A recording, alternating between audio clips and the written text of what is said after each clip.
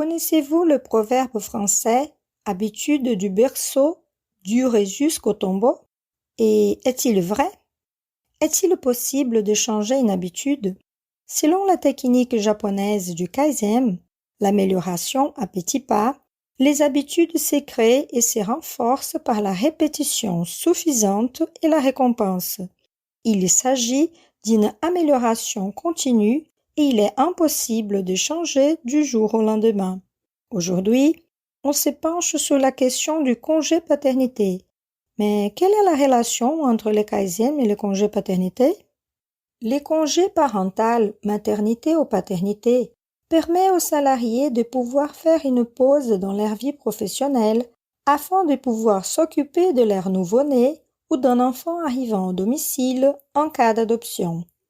Il a été mis en place pour la première fois en Norvège en 1993, qui a prévu un congé non transférable réservé aux pères.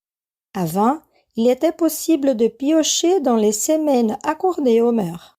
Selon l'UNICEF, près de 2/3 des enfants de moins d'1 an vivent dans un pays où aucun congé paternité rémunéré n'est instauré.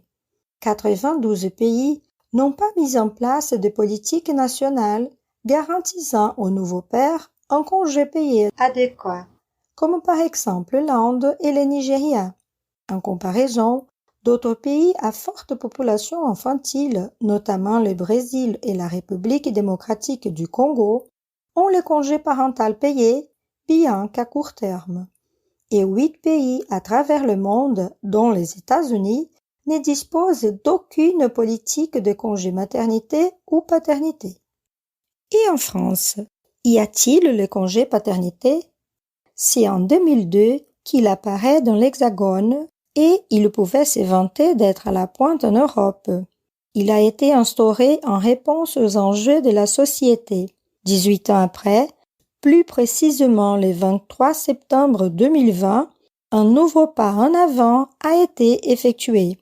Le président Macron a signé le doublement de la durée du congé, qui passe ainsi de 14 à 28 jours. C'est peut-être un petit pas, mais si on suit le principe de base du Kaizen, on comprendra que la nouvelle loi constitue une avancée et qu'on va dans le bon sens.